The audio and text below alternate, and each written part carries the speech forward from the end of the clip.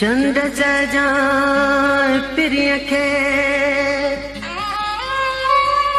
मुझा प्रीत मझा पैगाम अली गुल चवे अखिन जा वया उडी सब आराम सांगी सुबह शाम आहे वेठो तुझी वाट ते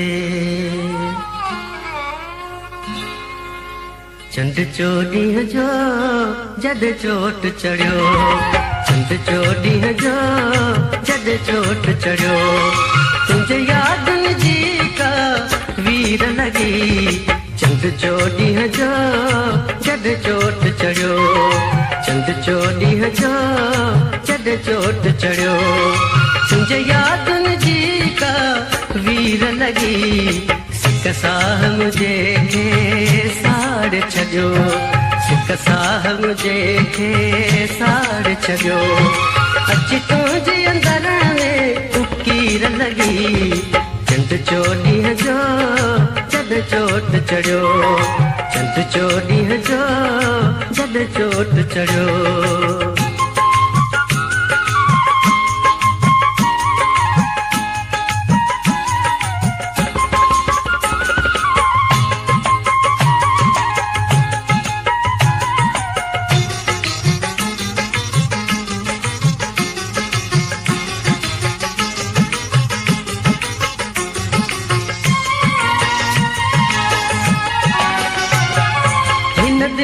चमन जे चो कुंड में हुन चोॾस वारे खिड़े चंद में हुन दिल जे चमन जे चो कुंड में हुन चोॾस वारे खिड़े चंद में तस्वीर तुंहिंजी अॼु मूं वटि थी तस्वीर तुंहिंजी अॼु मूं वटि थी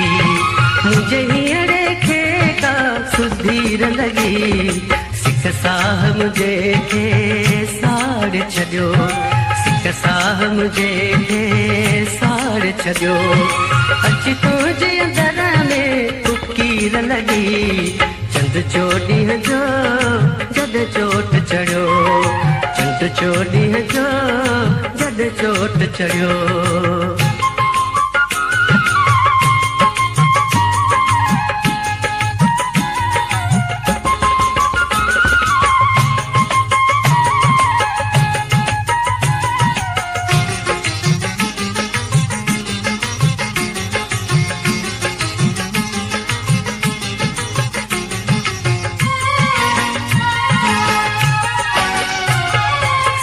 सब्ज लगे थी भूए फिरी सुरहान खिंजी खुशबू फिरी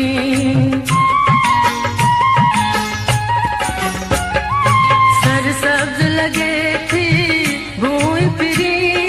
सुरहान खिंजी खुशबू फिरी अची पूर बवा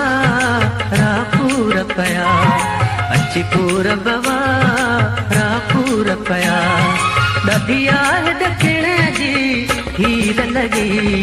सिक साह मुझे खे साड़ छॾियो सिक साह मुझे खे साड़ छॾियो अची तुंहिंजे अंदर में उकीर लगी चंद चोॾींहं जो जद चोट चढ़ियो चंद चोॾींहं जो जद चोट चढ़ियो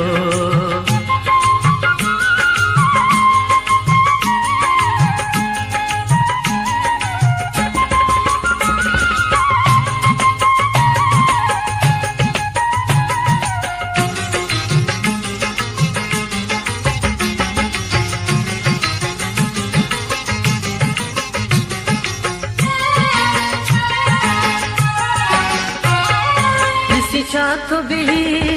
वञ चंद लही विझ चाकती वेतर चांदो की